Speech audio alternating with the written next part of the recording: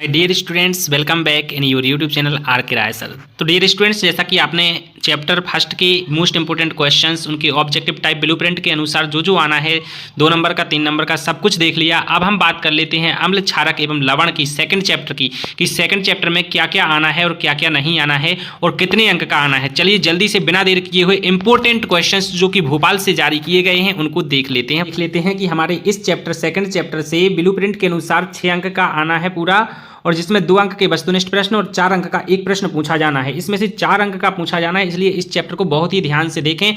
चलिए पहले 2 अंक के वस्तुनिष्ठ प्रश्न को हम जल्दी से तैयार कर लेते हैं। तो प्रश्न नंबर 1 है कि निम्न में कौन सा लवण क्रिस्टलन जलयुक्त नहीं है।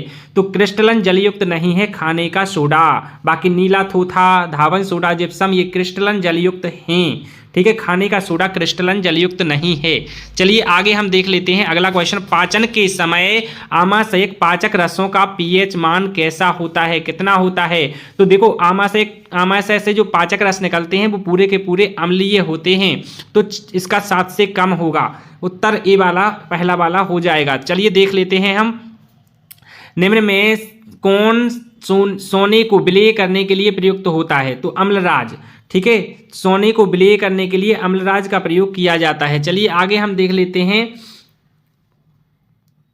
निम्न में कौन प्रकृति से अम्लीय है। लाइम जूस, चूने का पानी, प्रति अम्ल या मानव रक्त। ठीक है, तो मानव रक्त क्षारीय होता है, चूने का पानी तो क्षार है ही, प्रति अम्ल कहलाते हैं एंटासिड।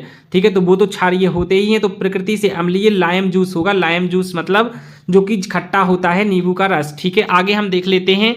बेकिंग पाउडर बनाने में प्रयुक्त अवयवों में एक अवयव सोडियम हाइड्रोजन कार्बोनेट है, तो दूसरा अवयव कौन सा है। तो बेकिंग पाउडर जब बनता है तो सोडियम हाइड्रोजन कार्बोनेट और टार्टरिक अम्ल दूसरा अवयव होता है, तो आपको याद रखना है इसका सही उत्तर टार्टरिक अम्ल। चलिए आगे हम देख लेते हैं। अपच का उपचार करने के लिए निम्न में से किस औषधि का प्रयोग होता है। तो एंटासिड का होता है अपच का उपचार करने के लिए। ठीक है, प्रति अम्ल का। नेक्स्ट हम देख लेते हैं फटाफट से। टमाटर में कौन सा अम्ल उपस्थित होता है। तो टमाटर में ऑक्जेलिक अम्ल, ऑक्सैलिक अम्ल होता है, ये हो जाएगा हमारा सही उत्तर। चलिए आगे हम देख लेते हैं। अम्लों के लिए कौन सा कथन सत्य है। तो कड़वा लाल लिटमस को नीला, ये तो असत्य है। ठीक है, खट्टा स्वाद नीले लिटमस को लाल। अब आपको ये थोड़ा ध्यान देना है कि ये सत्य है क्या, तो यही सत्य हो जाएगा। क्या नहीं, खट्टा स्वाद से आपको तुरंत सत्य नहीं कर देना है, क्योंकि जो अम्ल होते हैं वो नीले लिटमस को लाल नहीं करते हैं, लाल को नीला करते हैं, ये आपको याद रखना है। ठीक है, लाल को नीला करते हैं। तो तीसरा उत्तर हो जाएगा।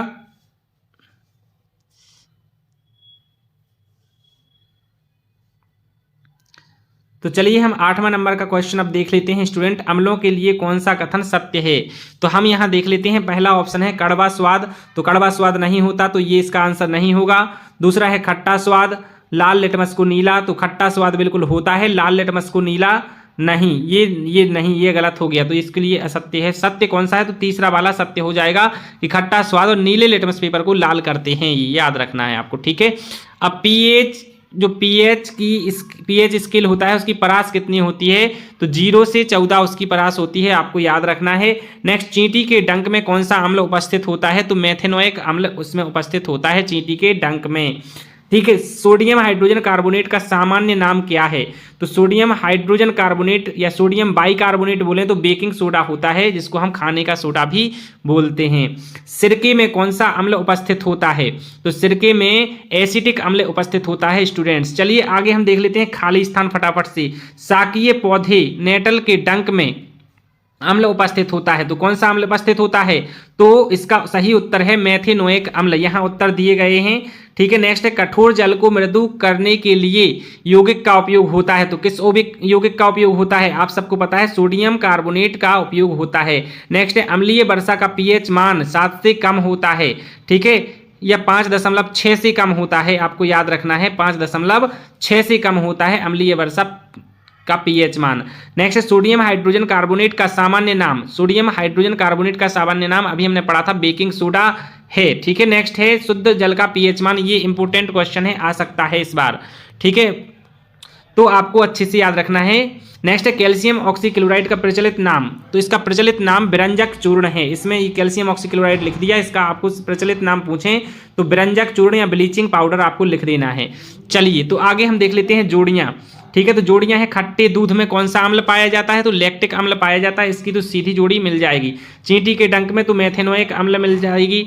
ठीक है, नेक्स्ट नींबू के रस का पीएच मान तो 7 से कम होगा।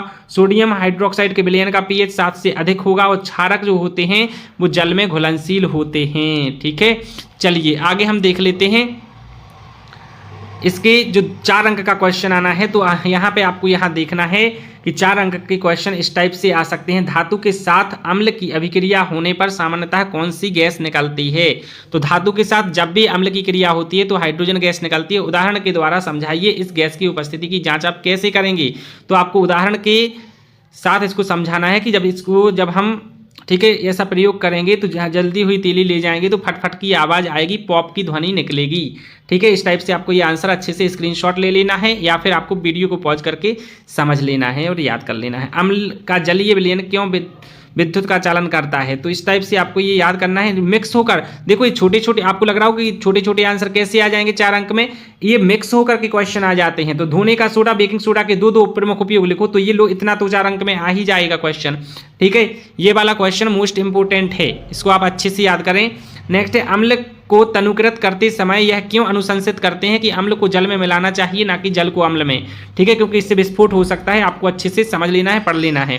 तो ये इंपॉर्टेंट क्वेश्चंस हैं, इनको आप अच्छे से समझ लें वीडियो को पॉज करके।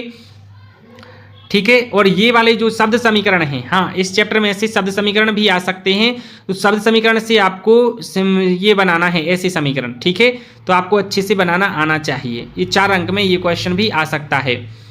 ठीक है, केक बनाने के लिए बेकिंग पाउडर का प्रयोग किया जाता है। यदि घर पर आपकी माताजी केक बनाने के लिए बेकिंग सोडा का प्रयोग करें तो यह केक के स्वाद को किस प्रकार प्रभावित करेगा और क्यों करेगा, ये कारण बताना होंगे आपको, तो अच्छे से इनको याद रख लें। बेकिंग सोडा को किस प्रकार बेकिंग पाउडर में परिवर्तित किया जाता है या टार्टरिक अम्ल को बेकिंग सोडा में मिलाने से क्या महत्व है, तो ये पूरा का पूरा आपको पढ़ लेना है अच्छे से। ठीक है, और इनको याद कर लेना है स्क्रीनशॉट लेकर के। बेकिंग पाउडर और धावन सोडा को गर्म करके कैसे अंतर करेंगे। ठीक है, तो इसको अंतर करना है गर्म करके, तो ये इसका उत्तर यहाँ लिखा हुआ कि baking powder sodium hydrogen carbonate होता है। ठीक है, जबकि sodium carbonate soda sodium carbonate होता है।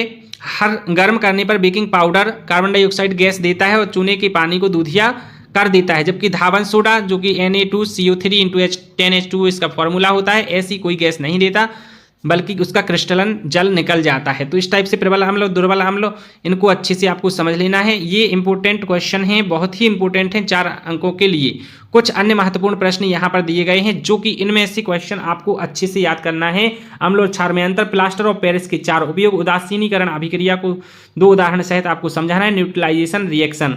पीएच मान से क्या आशा है, पीएच मान के दैनिक जीवन में 4 महत्व इंपॉर्टेंट हैं, इस बार आने के चांस ज़्यादा हैं। तो स्टूडेंट ये थे हमारे क्वेश्चंस सेकंड चैप्टर के इंपॉर्टेंट। चलिए मिलते हैं नेक्स्ट वीडियो में नेक्स्ट इंपॉर्टेंट क्वेश्चंस के साथ, तब तक के लिए जय हिंद, वंदे मातरम।